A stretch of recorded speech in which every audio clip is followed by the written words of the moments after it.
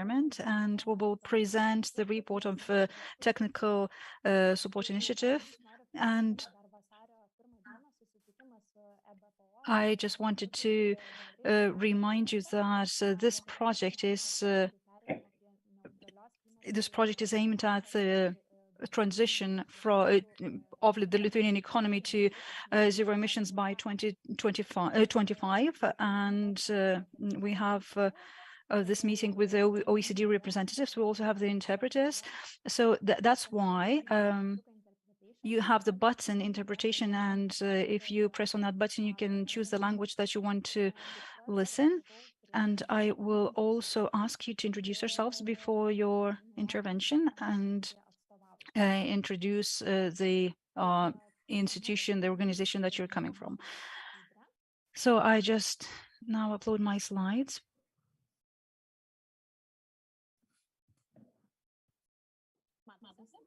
Can you see my slides? Great.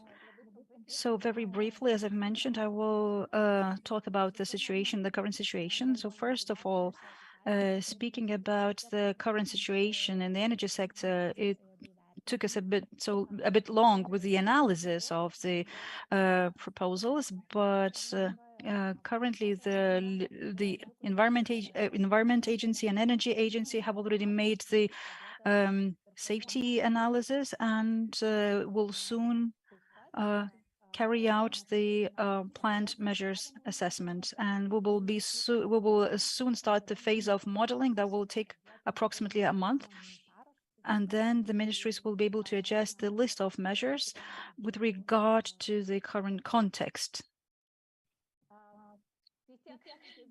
So that's about it.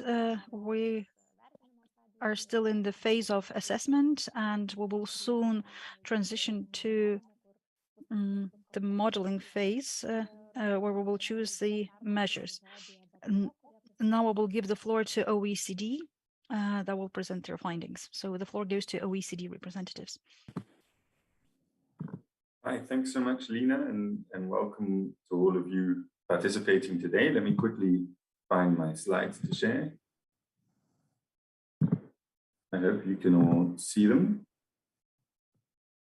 Looking good, lots of shaking heads, that's good. So good morning to you all, and thanks for joining us today for this sort of second round of, at least where the OECD is participating, of sectoral workshops, specifically today on the energy sector. And I'd like to perhaps start off by thanking our colleagues in Lithuania and the Ministry of Environment, first of all, for their great cooperation throughout the last year of this project, and specifically also for organizing this workshop today. It's very helpful to have had you here to organize translation and all of this to make this possible. And I'd also like to thank our colleagues from DG Reform for making this all possible, this whole project. So thank you to all of you. Now, to start off with a brief sort of outline of what we intend to do with you today. So we'll first present our project, provide a brief background and overview of the project for those of you who were participating in the commensurate workshop earlier in January and February, where we sort of asked questions on what you felt were the most important aspects of for the energy sector for decarbonization. You may recognize some of these slides. Sorry for the repetition, but we thought it'd be good to have a recap of what this project is all about. We'll then go ahead and present some of our results that are emerging from our analyses. And here there's both sort of economy-wide results based on a modeling exercise that we carried out over the last 8 months, as well as more sector-specific insights, where we'll try and do a brief overview of the policy stocktake for policies already implemented in the energy sector, an analysis of carbon pricing landscape, financial needs, and then sort of follow up with some policy recommendations, also looking at the innovation and technology adoption side. And then at the end, we hope to have at least 45 minutes, if not more, for you to ask any questions and to really hear from you what you felt were key insights from our analysis, and perhaps also where you feel there's still some gaps that need to be filled. So I'll go ahead and introduce the project and give you a brief overview of why the OECD is involved in this. So as many of you may know, since about 2005, greenhouse gas emissions in Lithuania have plateaued. They're relatively flat. And since about 2013, despite decreasing emissions in the energy sector, for example, increasing emissions in transport have balanced this out. However, the EU has set pretty ambitious emissions reductions targets. It aims to reach net zero by 2050, and in order to achieve this, has proposed to reach 55% emissions reductions compared to 2005 levels by 2030. What does this mean for Lithuania? First of all, the EU proposes to increase the EU ETS cap from 41 to 62%, which would be a significant increase in emissions reductions ambition, but it also sets new, or proposes to set new emissions reductions in the non-ETS sectors. And if the proposal is agreed upon, then the Lithuanian contribution from non-ETS sectors would rise from 9% to 21% in the 2005 baseline. This is 2030 targets. So that's a pretty significant increase in the climate policy ambition that Lithuania faces. And gladly, Lithuanian government is up to the task. In the National Climate Management Agenda, the Lithuanian government sets targets that surpass what the EU is proposing. For example, setting non-ETS targets for 2030 of 25% reduction. This is in line with the overall 70% reduction compared to 1990 levels by 2030, that would then lead to a complete decarbonization of the economy by 2050. However, more policy, despite this higher ambition in the target levels, more policy action is needed.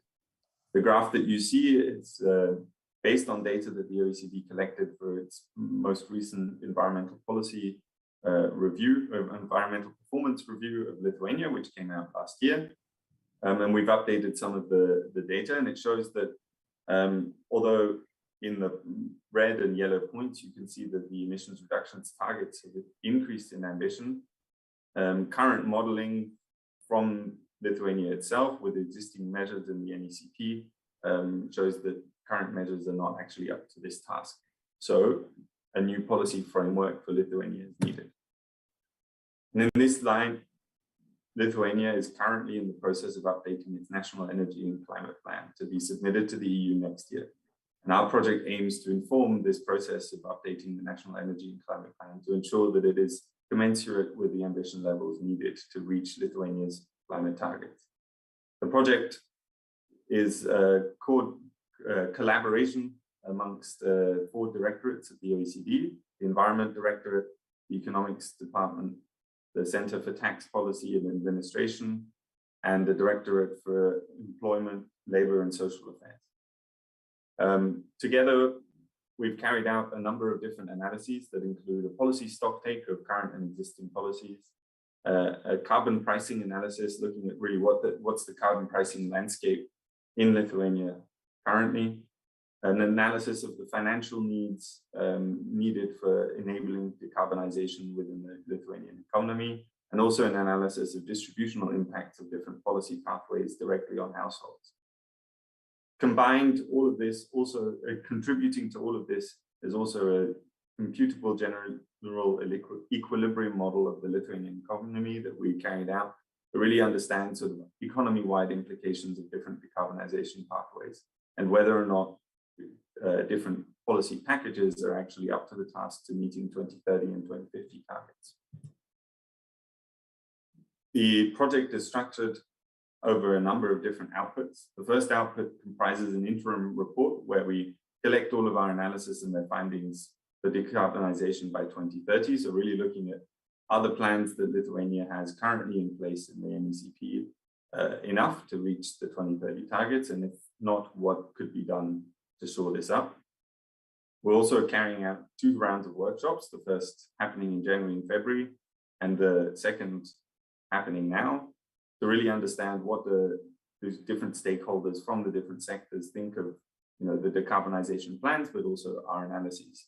So we're very happy and grateful for your participation today to be able to present our results and hear from you what you think. And all of this then will culminate in a final report that we are currently drafting. that we will aim to publish early next year. And in the final report, we'll collect the findings from all of our analyses, showing both whether or not plans for 2030 targets are enough, but also what possible policy pathways to full decarbonization by 2050 might be, and a sort of analysis of the economic costs and financial needs for this. So without further ado, I'd like to start off with our first round of results, and I'm going to start off now presenting the results of our modeling framework specifically to 2030. So in order to model Lithuania's climate policy, current climate policy plans, we, working together with an external consulting team, carried out a CGE, or a computable general equilibrium model analysis of different climate policy trajectories in Lithuania. As a baseline or reference scenario, we assume that the NDCs, as most recently communicated by countries around the world, are fully implemented. This already has quite a high climate policy ambition, but is not enough to reach 2030 targets set by the EU or by the Lithuanian government. So in order to really understand what further could be done, we carry out two different policy scenarios. The first one assumes that the rest of the EU reaches its 55% reduction target by 2030 through applying a economy-wide, or applying a non-ETS price on top of the ETS that already exists. In Lithuania, this is then complemented by the introduction of the proposed excise duty amendment, which would result in higher excise duty taxes on a number of fuels, gradually rising to 2025, and also the introduction of a carbon price component in 2025 that starts at 10 euros per ton and then rises gradually to 60 euros per ton by 2030. So this scenario really says, well, what could Lithuania do outside of the EU framework on its own? What has it already proposed, and where would that lead us? In addition to this, we thought it'd be useful to also model a more EU-wide approach. And here the EU reaches its 55% reduction target by implementing a second ETS specifically for the transport and building sectors, as proposed in the Fit for 55 package.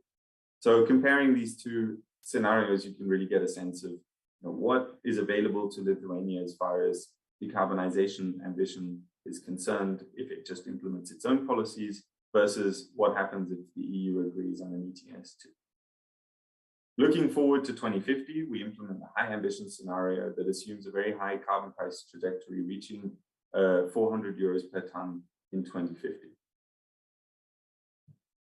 So before I present our results, there's a few model assumptions that are worthwhile to keep in mind here. As always with these sorts of global economy models, there are lots of simplifications that need to be made.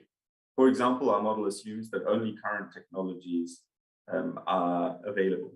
That means that not yet marketable technologies such as carbon capture storage, hydrogen, or similar do not play a role. However, the costs of renewables continue to decrease along the model at current trend.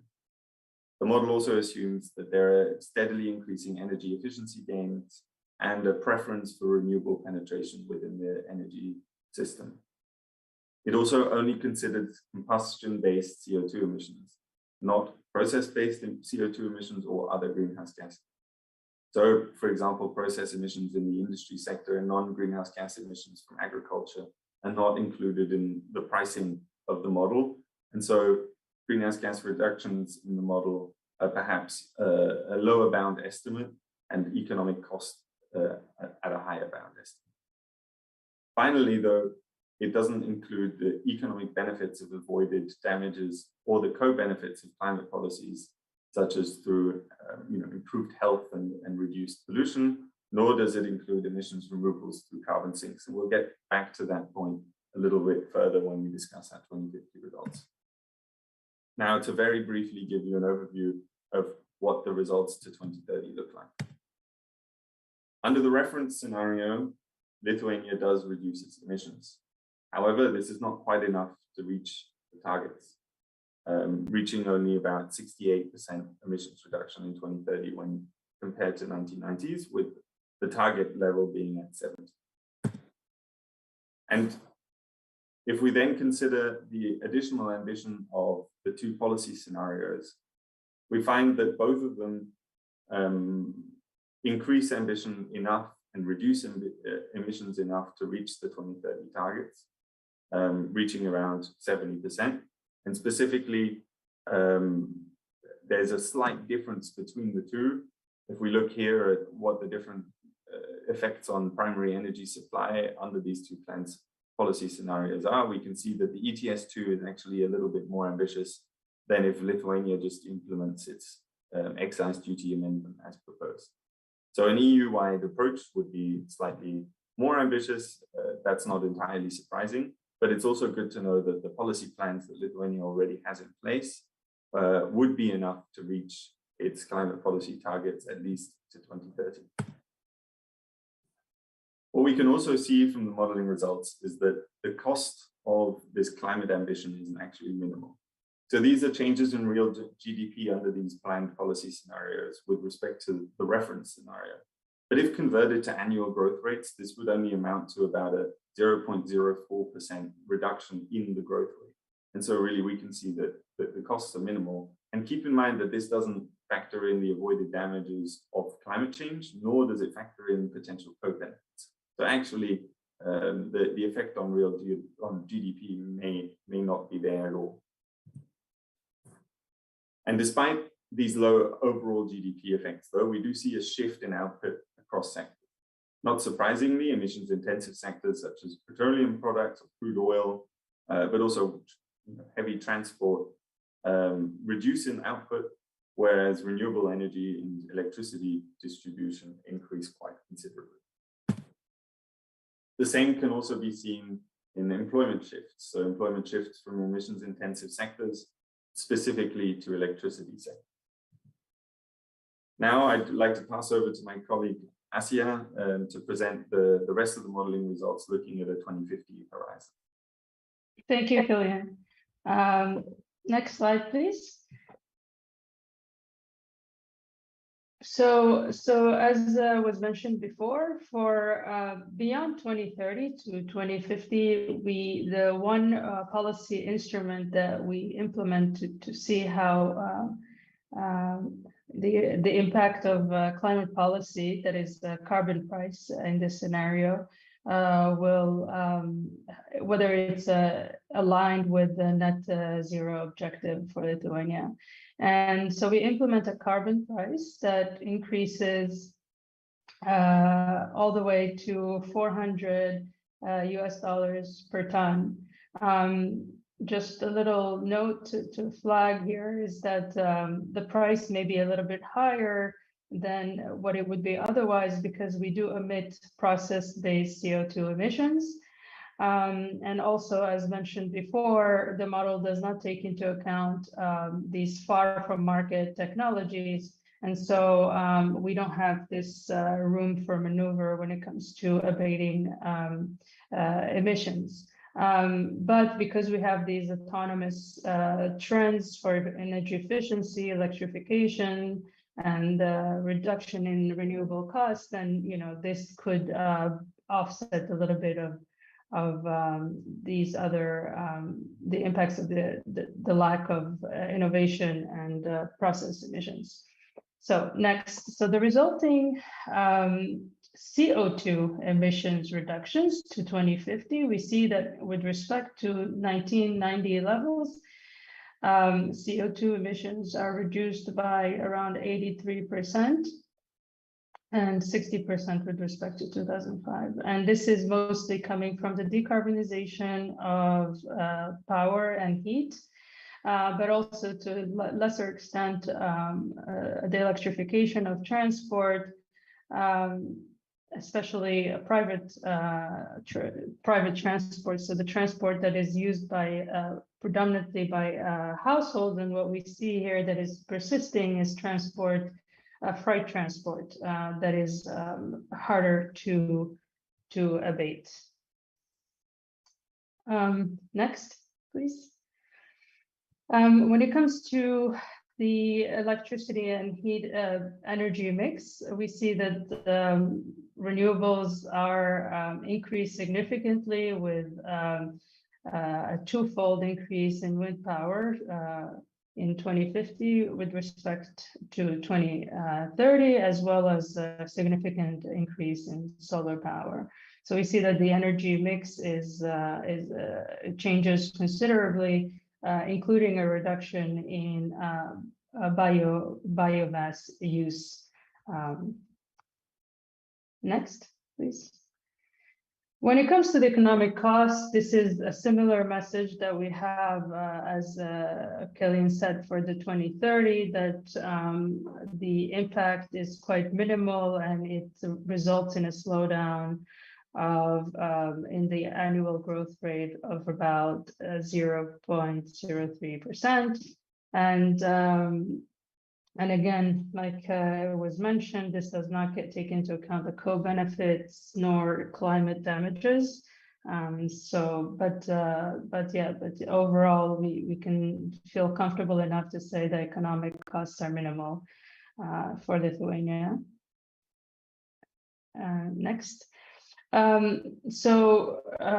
Output and also employment is going to, even though the costs are minimal, there is going to be a relocation of activity from energy intensive sectors, so petroleum product production and mineral production, to more of the electricity sector, and we know that the electricity sector is going to be very much low carbon sector. And when it comes to shifts for skilled and unskilled labor, we see that there is much of a difference in terms of the impacts in the employment rate compared with the reference scenario. And finally, because when we talk about decarbonization, we discuss reductions in greenhouse gas emissions, so CO2 plus other gases such as methane. We wanted to translate the results into reductions in greenhouse gas reductions, and we see that in fact, this carbon price alone on combustion emissions is not going to get us to a net zero outcome. And this is predominantly because one, the model does not include carbon sinks. If we do take historical trends for CO2 removal through carbon sinks, we would gain an additional 500 gigaton of CO2 reduction annually, and this would bring us from 65% reduction to 73% reduction with respect to 1990. So that's good news. And also, we do believe that further reductions are possible through technology improvements in non-CO2 emission reductions and process-based CO2 emissions, and in the agricultural emissions that are not included in the model, including enhancing carbon sinks. So albeit the fact that this carbon pricing alone does not get us to a net zero outcome, there are a lot of policy levers and options for the government to undertake to further reduce emissions. And yeah, so I think, I mean, what I mentioned here are, agriculture technologies such as CCS and also hydrogen for industries. We know that ammonia production is the dominant emitter in this area, and also freight transport. And so decarbonizing these two sectors would induce greater emissions and perhaps even lead us to a net zero outcome. Next, please. So the overall conclusions from the modeling exercise is that the excise tax amendment will be key to meeting 2030 targets. especially if the ETS too, so extending the ETS to transport and buildings does not arrive at the EU-wide level. We see also that for both 2030 and 2050, that the economic cost of climate policies is quite limited. So that's good news for us. We see that innovation and technology diffusion in industry and transport, agriculture are going to be key to meeting net zero, that carbon pricing of combustion emissions is not enough, and that we need other policy levers to get to net zero. And that carbon sinks need to be enhanced also to help out on this front. And with this, I conclude this section and pass it to Killian. Great, thanks so much, Asia. And yeah, so the modeling, as always, a simplified view of the way the world works. But I think the findings that we got from this exercise are quite key to really understanding the broad picture of Lithuania's possible pathways toward decarbonization. Now, to get into a little bit more of a sort of nitty-gritty detail specifically on the energy sector, one of the exercises that we carried out under this project was in collaboration with the consulting team that was carrying out this stocktake in Lithuania. We also carried out our own policy stocktake of current and planned policies, so not including those reform options that were submitted and are currently being evaluated by the Ministry of Environment, but sort of planned policies before that, as stated under the current version of the NECP. And we also carried out our own stocktake, looking at good policy or good practice insights from across the OECD as possible examples of how to reform these. And we presented some of these good practice insights last time around in January and February. And now we'd like to share with you a little bit the results of this policy stocktake that we carried out. So before I get into the energy sector specific policies that we looked at, a little bit of context on the economy-wide level. As you may or probably all know much better than we do, there are a number of existing horizontal policies in Lithuania for climate policy specifically. This includes, for example, integrating greenhouse gas emissions reductions evaluations into legislative process, mainstreaming climate change within educational programs, and extending the scope for green procurement, raising public awareness, etc. However, there's also this pretty large economy-wide component, and as we saw in the modeling, this really would have a significant influence if passed on the climate policy trajectory within Lithuania specifically. And this is the planned excise tax amendment, whereby excise duties would gradually increase on pretty much all fuels except for natural gas. And also there's some agricultural exemptions, but quoted. And then also introduce a carbon price component from 2025. ETS installations, however, would be exempt from this carbon price component as they're already covered by a carbon price in ETS. And on top of these economy-wide policy frameworks within Lithuania, there's also the large EU Green Deal policy framework that includes the Fit for 55 package, which proposes to update, for example, the emissions tax directive, the energy efficiency targets, renewable energy targets, proposes the introduction of a carbon border adjustment mechanism, sets targets in the LULUCF, so in the forestry and carbon sinks sectors, alternative fuels, aviation and shipping, etc. So there's a very comprehensive EU-wide framework that contributes to all of this.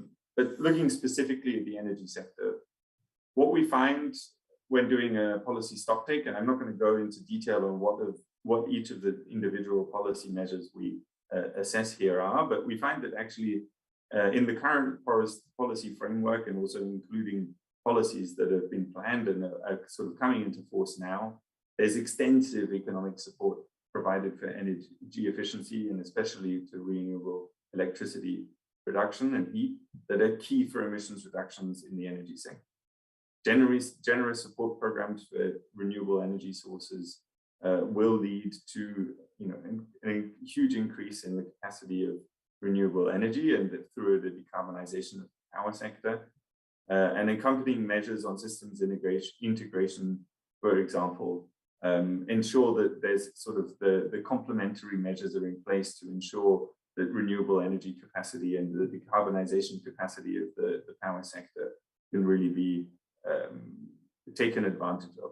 This will also have the co-benefit of increasing energy independence, which, you know, in light of current times is obviously a huge government priority and a massive thing. So, you know, throughout this, if we also put it in the current context, there is the clear thread that decarbonization makes sense, not just from a climate perspective, but also currently from an energy security and geopolitical perspective. And we find that, you know, really, if coupled with the economy-wide carbon price and increase in excise duties, which would sort of add an economic incentive to these climate policy measures, you'd probably, or you would likely see a very swift decarbonization of power generation specifically. However, the energy sector is not just power generation. There's also the buildings sector included and bioenergy or heat supply. So there's been considerable progress in Lithuania and really actually incredible progress on shifting heat supply from natural gas to bioenergy. That has taken huge steps to decarbonizing the heat subsector. However, in order to really ensure sustainability and that net zero targets are met, bioenergy needs to be coupled with strict sustainability criteria. Currently, there's been cheap Belarusian imports under the Belt Pool platform that may, under various different criteria, threaten the sort of sustainability of the bioenergy sector in Lithuania. And reforms to the EU's Renewable Energy Directive do propose a phase out of bioenergy production from about 2026 onwards, with sort of concerns over the ultimate sustainability of relying on bioenergy. In this light, the plan to phase out a biofuel tax exemption is a highly important plan in Lithuania and should be followed through on to ensure that over the long term or medium term to 2030, bioenergy really becomes a sustainable, renewable source of energy. And then finally, in the building sector, the renovation targets set in Lithuania have largely not been met in the past. And inefficient heat consumption remains a serious problem despite a high share of renewable energy sources in heat supply. And here our recommendation would be to implement some form of fabric first policy to really ensure that the benefits of fuel switching, both to bioenergy for heat, but also to renewable energy for electricity, are not lost due to insufficient building standards. And this has been suggested at the EU level, but it's also been implemented already in countries such as Ireland. So there's a lot of good practice examples that can be drawn on and which we reference in more detail in our report. So with that, I'd like to pass on to my colleague Anna Suya, who is from the Center for Tax Policy and Administration, and will present to you their analysis on the carbon pricing landscape in Lithuania. Anna Suya, it's all yours. Thank you, Kilian. Thank you, everyone. So today I'll present this section, which presents the carbon pricing landscape in Lithuania today, with a focus on the energy sector, and which considers a few scenario analysis based on currently planned policies either at the Lithuanian or the European level, some of which Kilian has just presented. So next slide, please. So the analysis in this section relies on the OECD effective carbon rates database. So effective carbon rates measure how explicit carbon taxes, emissions trading systems, and fuel excise taxes put a price on CO2 emissions from energy use. So the database covers 6 sectors that together span all energy uses. And today, the focus will be on the electricity and building sectors. So in Lithuania, CO2 emissions are covered through the EU ETS on the one hand, and also through excise duties that apply to most fuels and which are subject to the EU Energy Tax Directive, so the EU ETD, which sets minimum rates for the taxation of energy products in EU member states.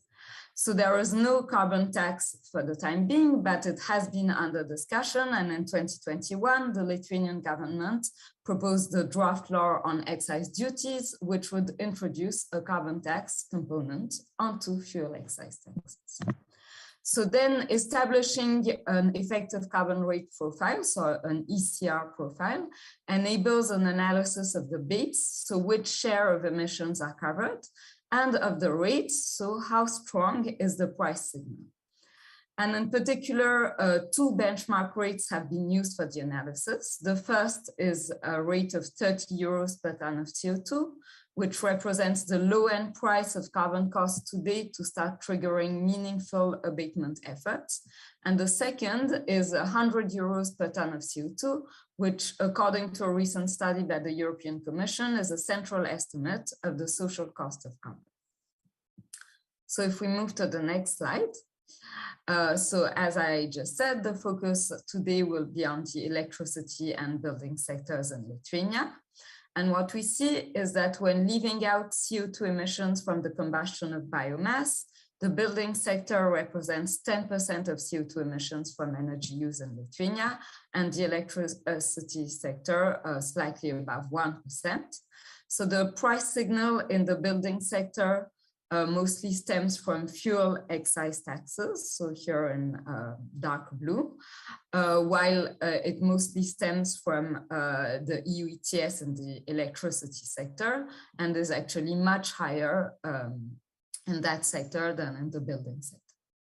So the next slides present a closer look at both sectors.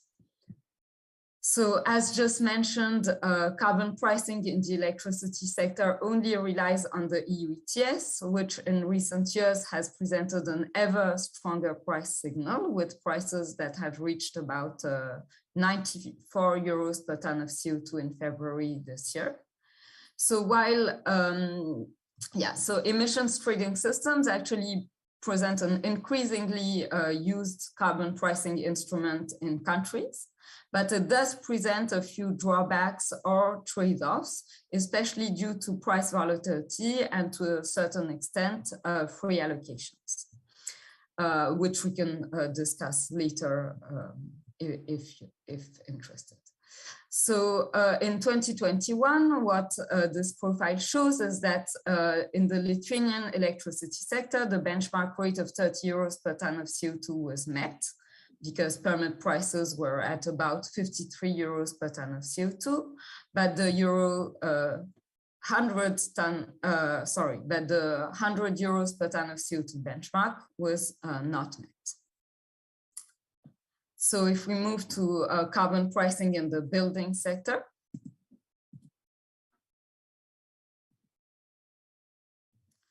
So carbon pricing in the building sector principally represents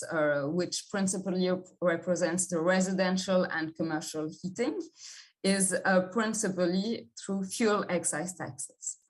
But the carbon price signal that results from these taxes is very low. Killian, I think.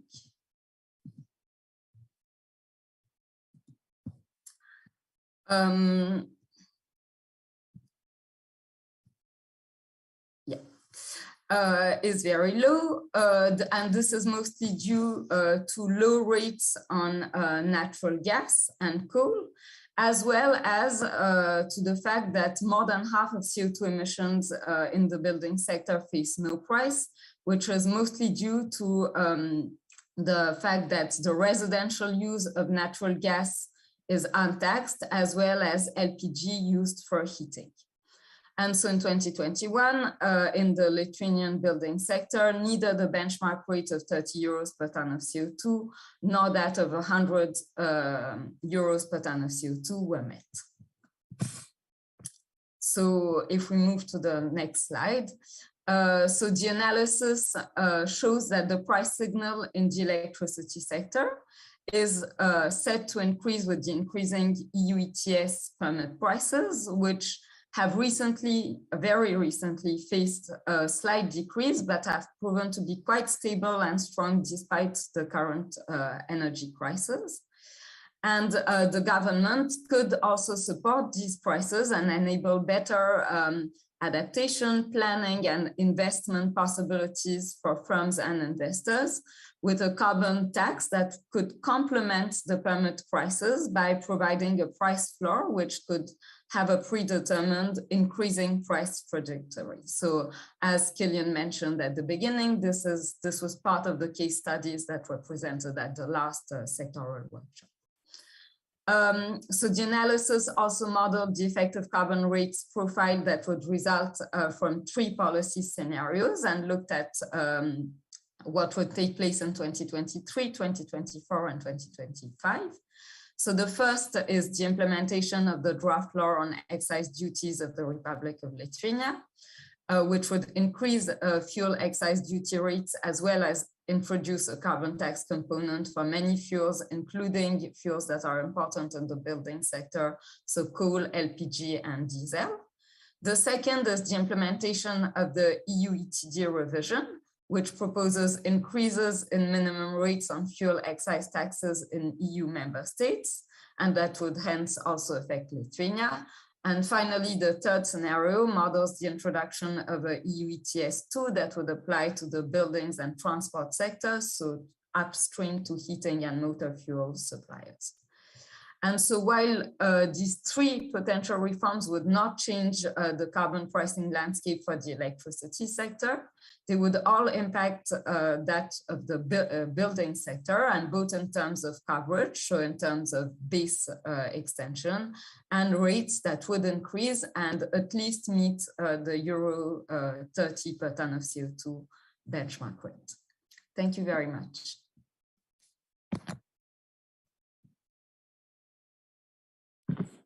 Thank you, Anna-Suya, and sorry for the brief technical glitch on my part. Next, I'd like to pass back to Asia from the economics department to present their analysis of sectoral financial needs for decarbonization in the energy sector. Okay, thank you, me again. So this section and this assessment really focuses on the state of affairs when it comes to climate finance for infrastructure in Lithuania, and we try to identify what have been the challenges, barriers for financing or scaling up climate finance to support decarbonization, and also identify opportunities for the government to enable and facilitate, and it also incentivizes private sector investment in this area. So next slide, please.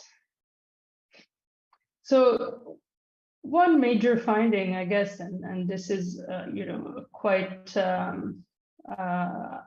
obvious, I guess, is that thus far, Lithuania has relied heavily on distributing grants and subsidies to fund infrastructure investment. And the funding has come mainly from EU structural investment funds and European Fund for Strategic Investment, which have really dominated climate finance for the country. For instance, over the period between 2014 and 2020, which is the last programming period for the structural funds, Lithuania spent about 60% of its public investment in this period came from these EU funds. And using grants and subsidies has the potential of really undermining incentives for private sector involvement and even crowding it out. Other actors in climate finance in Lithuania have also been multilateral banks, such as the European Investment Bank and the European Bank for Reconstruction and Development. So indeed, while the public sector will continue to play an important role and driver in infrastructure investment, its efforts are going to have to be complemented by private sector investment. So far, we've seen that 1/3 of the EU structural funds have been allocated to the green transition. These are about 2 billion euros, and an additional 1/3 coming from the Recovery and Resilience Facility, which would bring it about 3 billion euros allocated to the green transition from these funds. Next slide. But if we look at the plans to expand low carbon infrastructure in the energy sector, we see that actually renewable energy capacity will have to increase, or is planned to increase by fivefold. And this will cost around 6 billion euros between 2021 and 2030. So there is a considerable financing gap in the renewable energy sector alone that amounts to around 3 billion euros. And so government efforts are going to have to be complemented by private sector involvement in order to meet this financing gap. So what can the public sector do to bring in and to scale up finance for decarbonization? The public sector plays two roles. One is the public sector is a direct funder, right? So they use their own funds to finance, but also is an enabler for the private sector by providing the conditions to invest. So next slide, please. So in its own role, the private sector, one would have to continue to establish long-term policy and regulatory frameworks that reduce uncertainty, give investors the predictability and assurance they need to engage in investment in low carbon energy, in low carbon infrastructure in general. And what we see is that while Lithuania's climate agenda does set the right level of ambition, that now it is important to implement an effective policy mix. We see that there are a lot of initiatives and reforms in the pipeline, but the implementation here is going to be key in providing a coherent institutional framework for climate investment.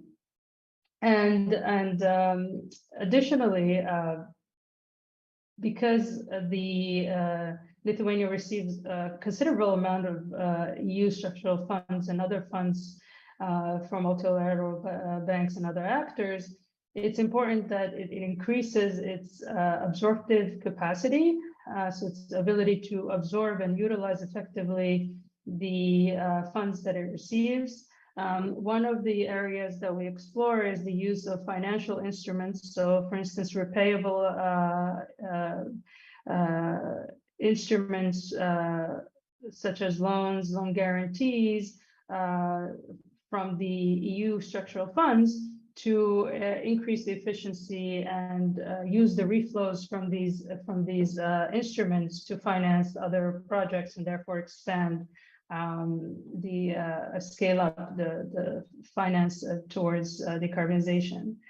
Additionally, we push for creating investment-ready and bankable project pipelines, as these will highlight the scale and the scope of infrastructure investments, and investors are discouraged by one-off projects because they are not going to invest in building, their own capacity to undertake such projects. So when they have a set of projects lined up, they're more willing to invest in their own capacity to undertake such projects, which infrastructure projects, especially in this low carbon transition, tend to be complex, and so investors need to develop the sophistication to handle them.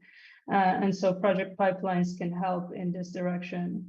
Also, we see that in Lithuania, actually, subnational authorities, municipalities, for instance, are quite limited, and they don't have the autonomy to use their own resources in the way they want. And so engaging subnational authorities is going to be important, and giving them ways that they can scale up a little bit of their financing by pooling their service centers, for instance, or pooling their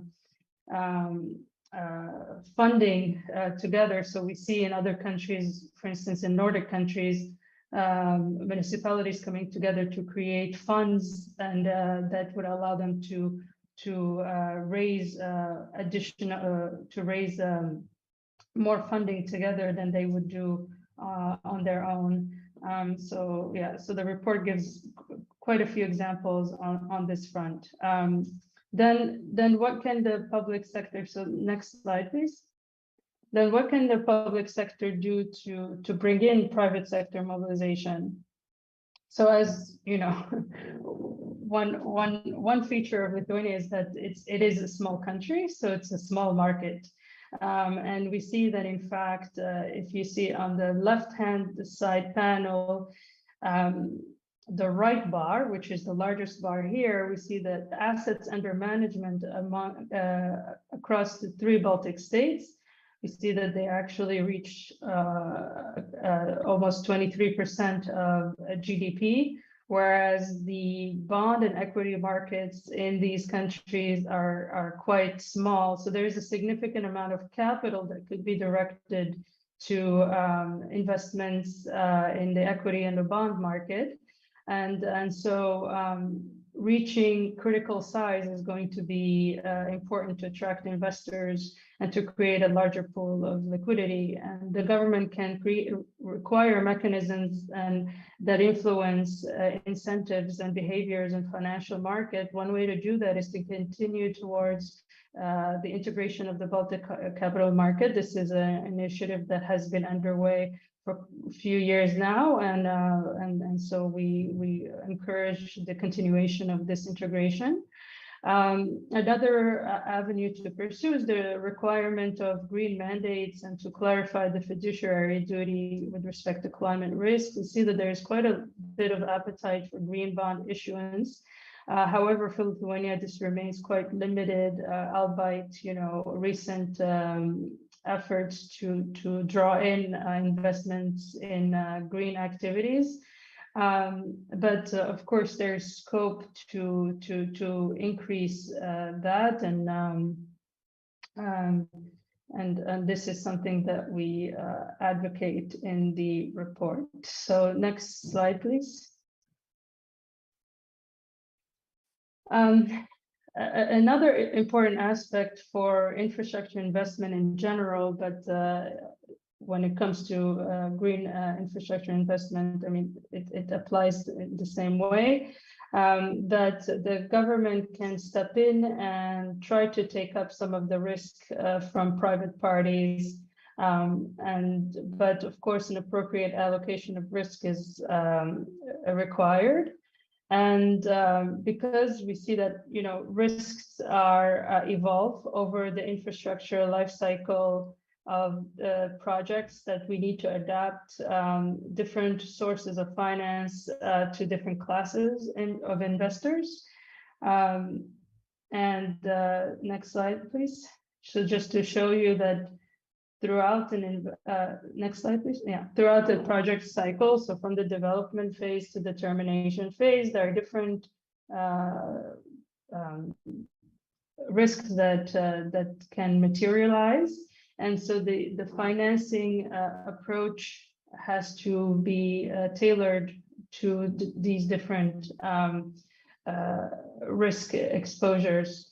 And for instance, in green infrastructure investment in the power sector, there is a high level of uncertainty during the early phases of the project. So this would mean that risk-averse investors who prefer predictable and stable cash flows will not be drawn in to invest in early phases of a project.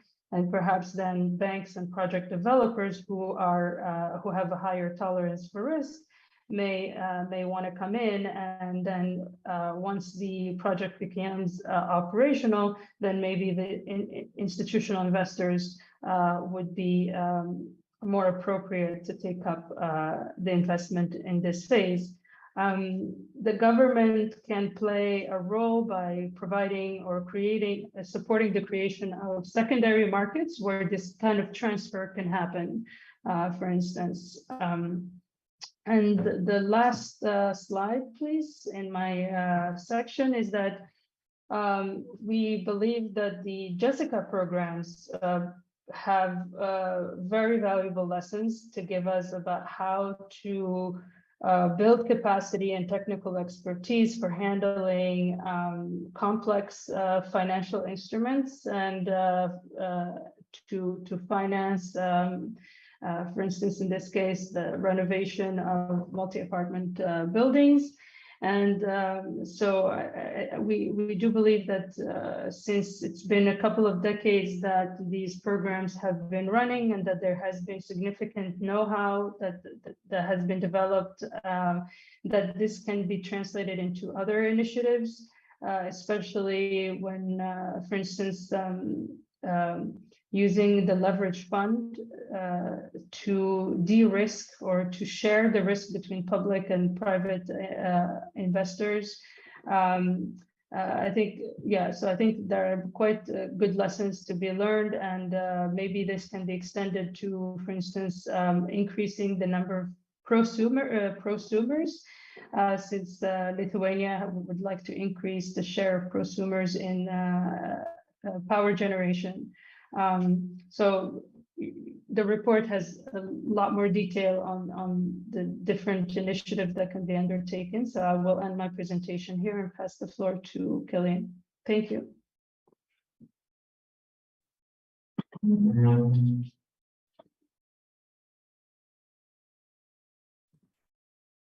Thanks so much, Asiya, and we've gone a little bit over time, so I'm going to keep my sort of closing remarks very brief here. But just briefly, a sort of few headline policy recommendations specifically for the energy sector from our various analyses.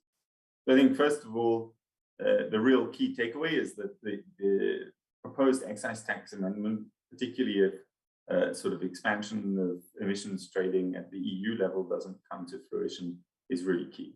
And so we would urge all stakeholders to put their weight behind making this proposal a possibility, because it will play a huge role in enabling Lithuania to meet its climate targets. We'd also recommend that there should be a review of bioenergy standards to really ensure that all of the great work that has been done and all of the great progress on that front meets the standards necessary to ensure a long-term sort of sustainable bioenergy sector, and that decarbonization remains an important part of the Lithuanian climate policy framework.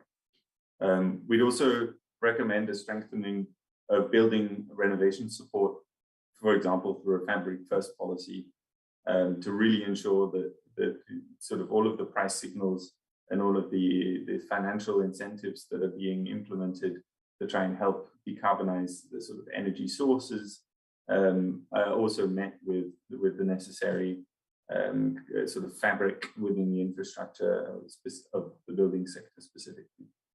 And then we'd also really highlight the need to promote technology adoption wherever possible. And here, based on our brief analysis of sort of innovation policy within Lithuania, we find that Lithuania relies very heavily on tax credits, but the tax credits, even though very generous, their uptake is quite low.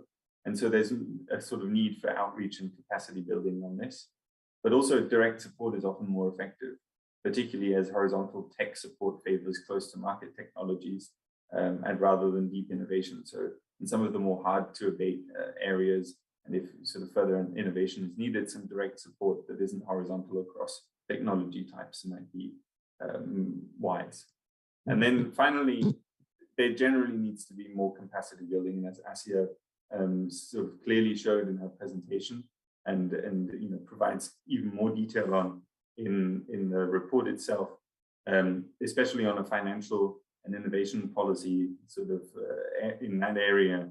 Capacity building is key to really make sure that the possibilities and opportunities that do exist and are available can be taken full advantage of, because at this point, meeting Lithuania's very ambitious climate targets still requires a little bit of work, despite the energy sector specifically, but the economy overall being well on the right path. And so to close it off with a bit of a sort of positive note, and my experience over the last year working on this project is that Lithuania really is on that right path, and that the decarbonization plans are in place, and now it's a matter of getting the framework conditions right to really enabling an environment where the policies can be implemented to make those emissions cuts reality. And with that, I'd like to thank both Anasuya and Asia again also for their presentations, and open the floor to all of you for questions. And here, to sort of lead you into the questions a little bit, what for us at the OECD would be really interesting would be to hear from you as experts on the Lithuanian energy sector specifically. What are your main takeaways from our presentation and from our emerging results? And also, what might we have missed? Where do you think maybe a little bit of follow-up on our side would be helpful to you?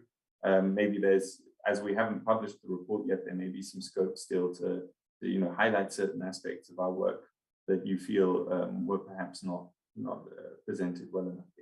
So I'll stop sharing my screen and my slides and look forward to hearing the questions.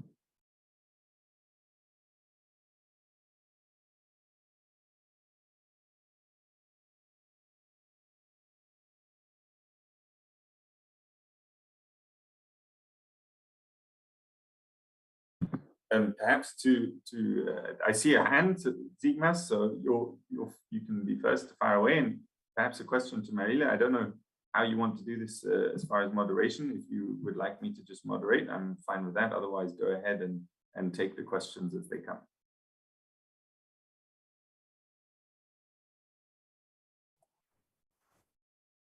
Hello, so I think is everything okay? You can give the floor for Sigmas, and also I can see that is one question in the chat.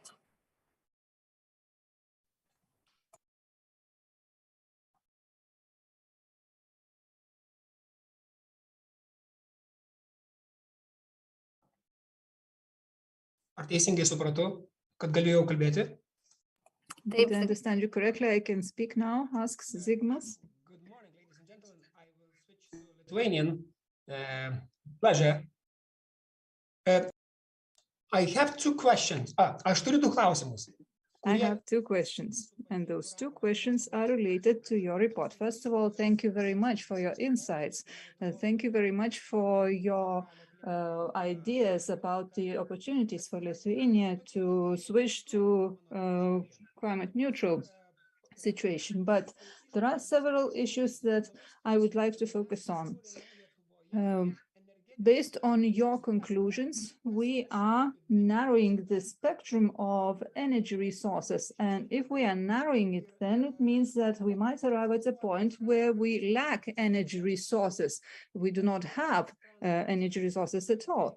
And if we are saying that in the transport sector, we need to strengthen the transition to electricity-powered vehicles, electromobiles, then we are facing a risk that we will have a much greater demand for electricity, and we will also face another risk, especially when speaking about renewable energy resources. We might be unable to provide the necessary amount of electricity to provide our electric vehicles with the necessary power source. If we increase the electric vehicles numbers. And yet another question is related to the excise duty. You are in favor of increasing excise duty both to companies and to inhabitants, and but at the same time increasing the CO2 price, which will actually discourage both companies and people to invest in new technologies. Maybe we should think about some other tax solutions, because the solutions that you are suggesting now are rather illogical, because this would result in a greater tax burden for inhabitants and for companies. Okay, great. Thank you so much, Stigmas, for your very important questions. And I think that you're absolutely right to highlight these aspects. So perhaps first to come to your question of sort of meeting the increase in demand from domestic energy supply. And I think your question is a key one, because you're right in highlighting that in our CGE model, it's a global model that includes some kind of trade effect. So we're not looking at just whether or not Lithuania is able to meet its supply domestically. through its own energy generation or power generation, meet demand domestically through its own power generation, but there's also imports of electricity or power included within the model. And we can confirm that those imports play a large role, as they do today. Already today, Lithuania imports a lot of its electricity. So I think that it's a good question to ask, to what extent decarbonization policies and the commensurate increase in energy demand, which is invariable, as you say, if you electrify much of the economy, energy demand will increase, whether or not the increase in energy supply can meet that. And I think that's a really key policy question that all governments around the world will be grappling with. I think from our analysis at the OECD, what's clear is that, first of all, Lithuania has huge potential for ramping up its own capacity for meeting energy demand through domestic supply. So there's quite a lot of renewable energy capacity, particularly in offshore wind, that would meet a lot of this demand increase. However, at the same time, electricity imports will be necessary. Obviously, at this current geopolitical point in time, that's sort of a steep ask, and it's important to also consider energy security needs. But Lithuania, as part of the broad EU community, has access to the sort of EU trade relations, and through that, I'm very certain actually that as long as that sort of EU community withstands current geopolitical pressures, energy supply, if trade effects are considered, won't be necessarily the issue. It's more about decarbonizing that supply globally, and that includes also efforts from Lithuania. Asya, do you want to weigh in specifically on this point before we get to the second question? Go ahead. So yeah, just to add on to what Killian said, in our modeling exercise, power generation expands by around 3 times to accommodate for the electrification of heating and transport. Yeah, so I mean, in the modeling exercise, we do take into account the fact that there's going to be greater demand on the electricity grid. So of course, upgrades and expansion and flexibility investments are going to be important to accommodate for the electrification and therefore the decarbonization of the system. So yeah, so in the report,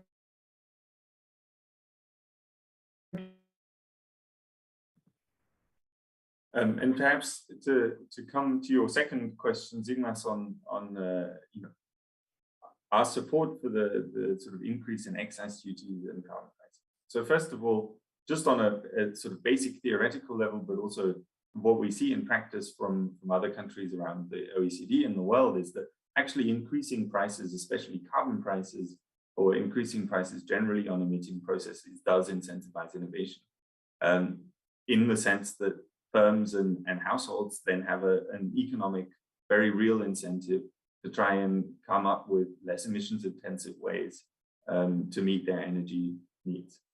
So the carbon price component suggested as part of the excise duty amendment is a really key way to enable that kind of innovation. And that's something that the OECD has sort of been spreading as good practice throughout its member states. And there's a very key report on the Netherlands, actually, in decarbonizing the industry sector in the Netherlands, that speaks specifically to this synergy between carbon pricing and innovation support. In addition, increasing taxes on fossil fuels also generates quite a lot of revenue for the government. And in our modeling exercise, what we do with that revenue is that we just distribute it back to households completely as lump sum transfer. However, it could be used in a number of other ways. For example, Asya mentioned in her presentation the need for public sector finance increases to be able to also draw in private sector finance and generally shore up the financial situation. And I think that here, in generating revenues through carbon pricing and excise duty increases is a key aspect that all governments need to consider. So actually, to push back against your sort of query a little bit, our perspective here at the OECD is that these sort of tax increases would actually be very beneficial from an innovation point of view. That notwithstanding, I think it is key to question the distributional outcomes of increasing prices. And here, as I mentioned before, we're carrying out, or the Employment, Labour and Social Affairs team is carrying out a household level distributional analysis of different carbon pricing trajectories. And sadly, their results aren't quite ready yet because they're relying on some pretty new modeling that the OECD hasn't carried out before, but they will be in the final report, and we look forward to being able to present you those results then. And their key result is that in the end, this we can already confirm, in the end, if managed correctly, the revenues from increased carbon prices could actually lead to a progressive outcome. That means that poorer households benefit more or lose less from this than the richer households. So there's key policies lessons to be drawn from this as well. I don't know if my colleagues want to weigh in on this at all. And just to add on to Killian's point, it's also with which I'm completely aligned. For if the worry is about firms, also there's also extra support that can be provided through this revenue, but also through more global revenue for R&D and technology deployment, which, as Killian mentioned, is something that is currently done in the Netherlands. And with actually the way that the carbon tax proposal has been designed in Lithuania is actually also very important because it provides a price trajectory. So it helps firms foresee the carbon price increase and actually adapt and plan, also to avoid the risk of stranded assets. So to also help them be in what will happen in the coming years. That is to avoid investing, for example, in coal plants that would then not be usable by them in a few years. So it's also in that in the short run, it might be a bit complicated, and their government support is very important, of course. But then in the long run, this also helps firms actually remain competitive and in the market.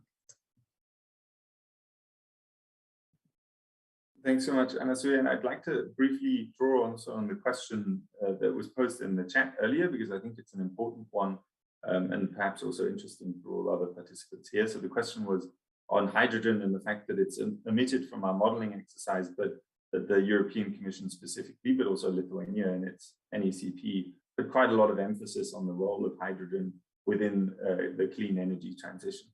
And I think sort of, first of all, the reason why it's omitted from our modeling exercise is that in order to model the sort of gradual introduction of hydrogen, one needs to make pretty steep assumptions on what the actual cost reduction pathways for hydrogen technologies might be and what the sort of capacity developments here are. And that simply wasn't within the scope of our modeling exercise.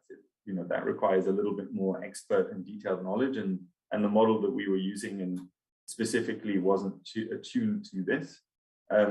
That said, I think this is a big limitation because it simplifies the world unnecessarily in the sense that really hydrogen will play a key role in the clean energy transition. We don't know yet exactly how, so we can't model it very accurately, but it invariably will. And as we mentioned in our presentation, a lot of the greenhouse gas emissions reductions that are not yet possible in the modeling, even under a high carbon price trajectory, would be possible if hydrogen technology costs reduce and hydrogen gets introduced in these sectors. That said, from our analysis of the Lithuanian energy sector specifically, we do not see hydrogen playing a huge role in the energy system or in the energy sector, perhaps a little bit in buildings, but given that heat generation has already been decarbonized so effectively in Lithuania, and given renewable energy capacities, we feel that the energy sector is already well underway, even without hydrogen. And where it will play a big role is in decarbonizing chemical production, specifically ammonia production, which plays a huge role in the industry sector in Lithuania and also in transport. And we'll give more insight on this specifically in our workshops on transport and the industrial sector next week. I don't know if some of you participants here are also invited to those. But just to say here that hydrogen does play a key role, and Asia added some info on this in the chat directly from the IEA, and the EC and Lithuania are right to put emphasis on this, but we don't see it being a big player in the energy sector. I don't know if Asia or Anasuya, you want to contribute to this at all, but in that case, happy to have more questions. Gal turite dar klausimą? Matau, kad Ernestas. There is one more question. Ernestas is raising his hand. You're most welcome to ask now. Hello, can you hear me? Taip, girdime. Aš atsiprašau, aš pavėlavau į šitą konferenciją. I'm sorry, I didn't join the conference from the very start. Shall I speak English or Lithuanian? We do have interpretation going on. It's up to you. You may speak English or Lithuanian. It's up to you. Then I will speak Lithuanian for more participants to benefit from it directly, to understand me directly. I represent industry and transport sector, and for the time being, the thing that is lacking in our eyes is to find a technology that will prevail, to identify the technology that will prevail and dominate in the future and consume a specific type of energy. For the time being, speaking about industry and freight transport, faces a lot of challenges related to energy consumption in new technologies. Electricity, biomethane, and hydrogen are the segments that might be prevailing in transport in the future. And this means that we will not be dependent on one type of fuel, because if we only rely on electricity, all transportation sector would stop right away. For example, if it happens like it recently happened in the Ukraine, if all the electricity supply is cut, electric vehicles alone will not help us to move forward. We cannot depend on just one type of fuel. And if we have a look at the emissions in the freight transport sector, depending on the distance covered, we also see that electricity should not be the only one strategic source of energy, be it Lithuania or some other European country. We need to develop broader alternatives, such as biomethane or hydrogen, because they will be very much needed in the future, and they will allow us to achieve the zero emissions level by 2050. So the question is, how can we do more in order to create additional value added in the area of hydrogen and biomethane? Thank you very much for your question. I will ask my colleagues from OECD to answer. Hi, Ernestas. Thank you so much for your question. And again, I think you really strike a very important chord here, and especially considering the current sort of situation, energy situation amongst within Europe, the need to have a diversified energy system is highly important. As far as how to be able to better promote hydrogen and also biofuels from a Lithuanian stance. So first of all, Lithuania doesn't act alone. It's part of the globe, but it's also part of the sort of EU framework for these things. And the EU has quite a lot of plans as far as supporting both advanced biofuel generation and also on hydrogen. And Lithuania, as a small country, perhaps is not best placed to carry out deep innovation projects, to the extent that other countries may have an advantage here. However, it plays a key role what the innovation and policy adoption policy framework within Lithuania looks like. And perhaps if you recall my last slide, where I sort of consider some concluding points on the innovation in the energy sector specifically, I know that this might be a little bit different in the industry and transport sectors, but overall, Lithuanians' approach so far to innovation policy has been to provide very generous tax credits, but they haven't been taken up as much as they could maybe be. And although Lithuania develops a very important framework for innovation in the energy ecosystem, the action plan that I'm sure you've heard of and that we also reference in the section on innovation in our report, a little bit more effort could be put into trying to ensure targeted innovation support where governments directly fund small-scale demonstration projects for currently still very expensive technologies such as hydrogen, or for innovation on biofuels specifically, areas where horizontal innovation support would not actually benefit those technologies because it benefits those that are closest to market. And again, there's some very interesting insights here on innovation support combined with carbon pricing as a strategy in the Netherlands. And so I would urge you to have a look at that report. It's published already at the OECD. It was written by colleagues and also funded by DG Reform, and is a key sort of example of good practice from another smallish country within the EU framework of what are some of the benefits, but also trade-offs of different innovation policy frameworks. And for example, what they find is that this sort of horizontal technology support is good at bringing already existing and close to market technologies onto market, but not so good at really fostering that kind of deep innovation that you need, for example, in hydrogen. And so for that, more targeted public investment will be needed. I hope that answers your question. I see, Asya, you've raised your hand, so I'm guessing you'd like to say something. I'm sorry, just to, let's say, to update what you say, I will do in English, it will be much more faster. All energy costs today increasing operation cost of transport companies and end users, for sure. Today, if you would calculate transition period for the energy replacing diesel, every time it will count in times, let's say 1 or 2 times or 3 times more expensive.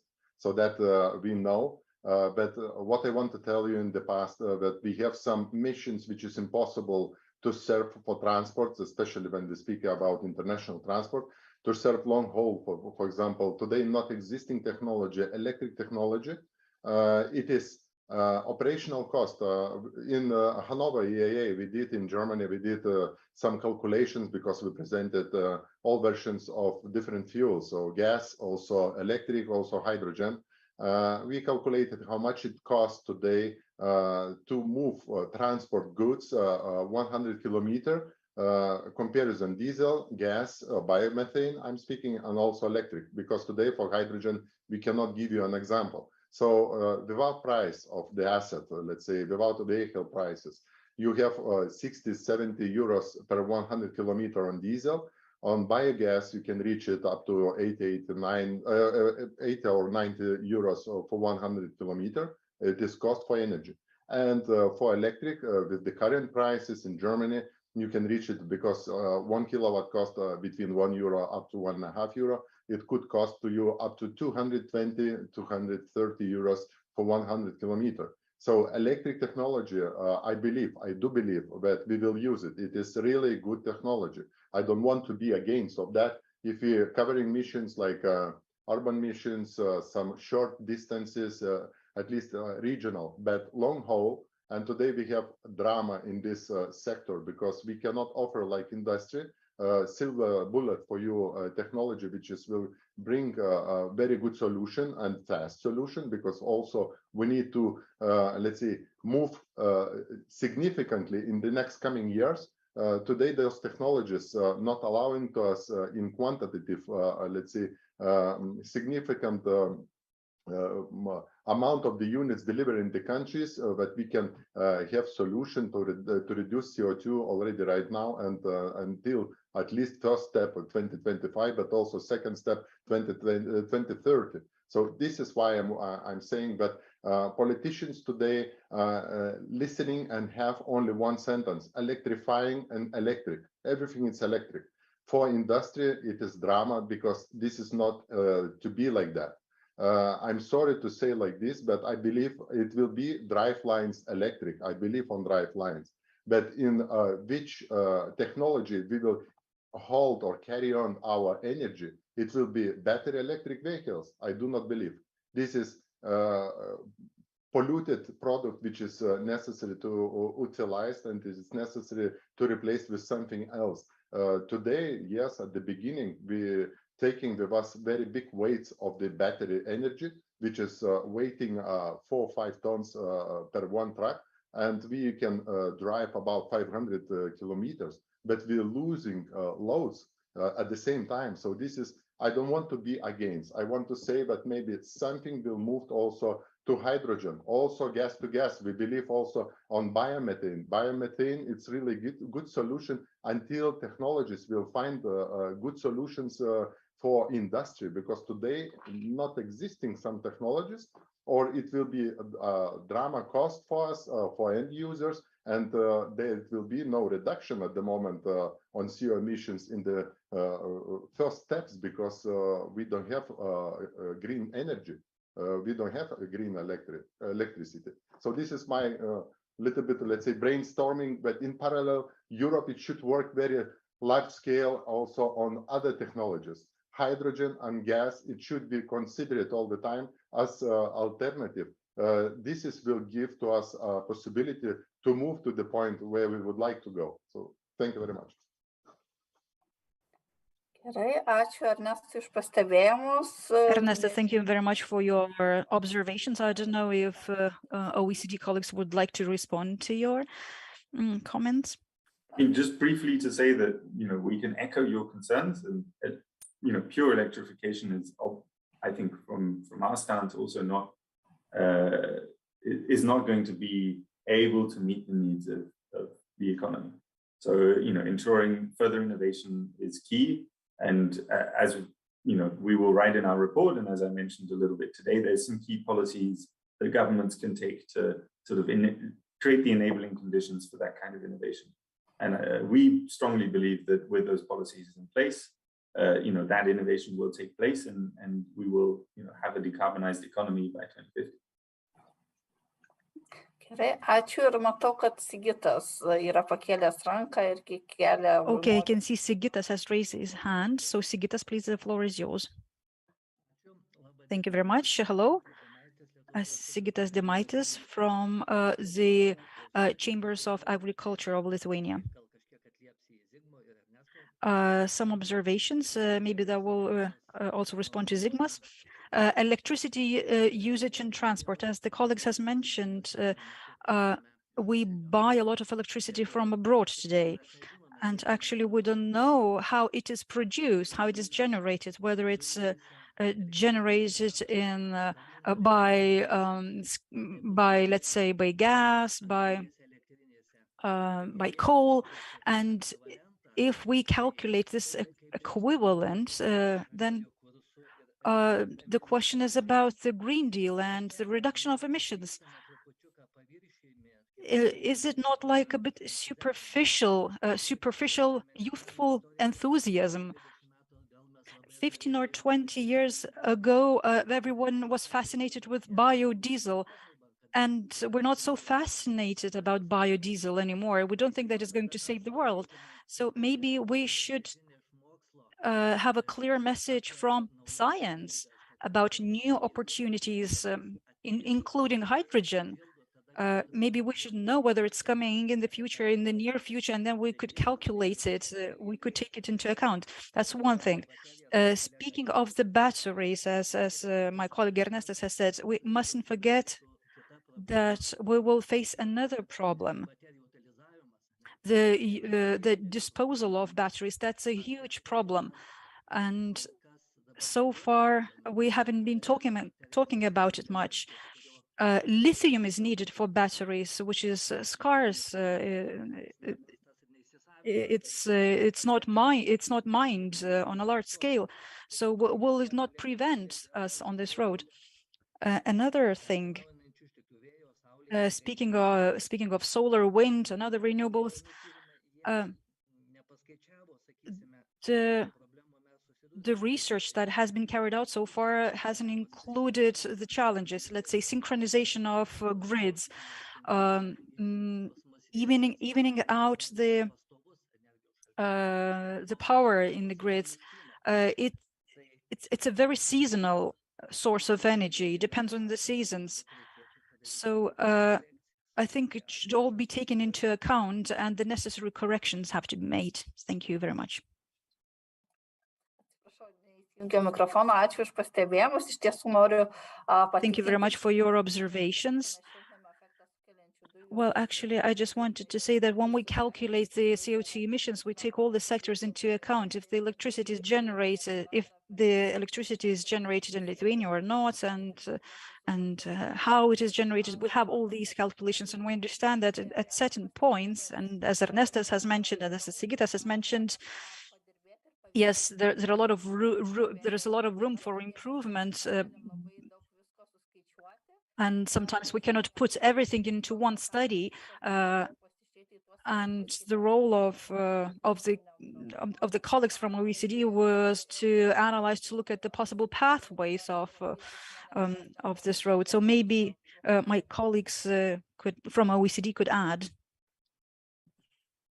Sure, thanks so much, Judita, and thanks so much also, Sigitas, for your question. I think you highlight some of the really key issues of decarbonization. What we do in this project, and as Judita mentioned, the scope of this project wasn't to look at circular economy constraints, for example, for battery technology, or necessarily really to do a deep dive on possibilities for innovation and cost reductions in hydrogen. But you rightfully bring up these points, because what the point of our report was, which was to identify policy pathways for decarbonization, once those pathways have been identified, all of these other considerations are equally necessary. And that's sort of the next step for any sort of government agency, but also for us at the OECD, to think, how can these policy pathways be implemented in ways that don't scar the earth and are sustainable in the long run. And perhaps just, we can't answer your questions in full here. It's not the scope of our project specifically, but to point you to already existing research that's being carried out at the OECD. So for example, on hydrogen, the OECD's Science and Technology Directorate has recently brought out a report on green hydrogen that really looks at also the potential for cost reductions and the role of innovation policy in this to enable this sort of cost reductions. There's also really important work being done both in this Science, Technology and Innovation Directorate, but also the Directorate on Trade and Agricultural Policy that looks at supply chain issues, for example, on sourcing lithium and how to ensure that lithium is sort of sourced sustainably. And a lot of this is being brought together in what's called currently the Horizontal Project on Economic Resilience and Climate. So there is work being done at the OECD. There's some published work, there's some emerging work that speaks to these questions, and I would urge you to have a look at the OECD library and put in some keywords to find these reports, because I think that you're addressing some very key questions that we also work on here. There's also one question from Thomas in the chat asking on whether or not our recommendation is to further increase excise duties beyond what was already proposed in the excise duty amendment. So from our modeling results, what we find, and also CTP or Anasuya's research on the effect of carbon rates shows that the excise duty amendments would be enough to reach 2030 targets.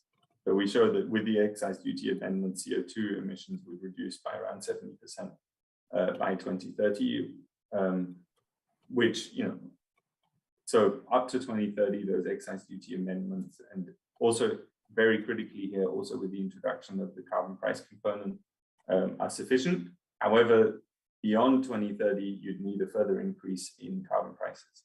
So if you remember our slide looking at sort of greenhouse gas emissions reductions under a high carbon price trajectory to 2050, we actually find that even under a very high carbon price trajectory that would increase prices to 400 euros per ton by 2050, there would still be some leftover emissions, simply because under current technologies, the marginal abatement curves flatten out at some point. So even if you increase prices, there simply isn't the technologies available for decarbonization, which is why this sort of point on innovation and hydrogen and the role of hydrogen or biofuels, etc. is so key.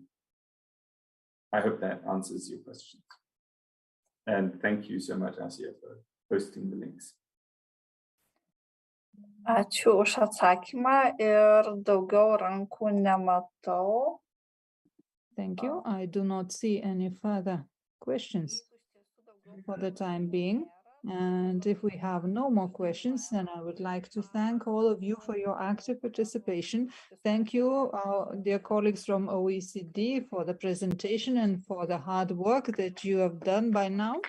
And the results that you have presented provide us with a lot of food for thought, a piece of information for the group work on decarbonization, just like Lina introduced and said that we are being a little bit late with the assessment of all the measures and activities because of the current geopolitical situation. And we are extremely busy dealing with the energy crisis in the region.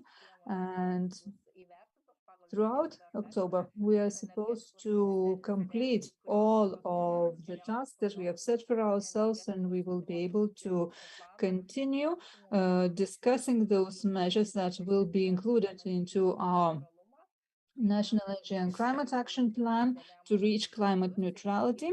And once we have the final monitoring results, we will invite you for our final meeting, and we will present you with all the measures that will have been analyzed by that time, and that will be included further on into our National Energy and Climate Action Plan, and will get financing.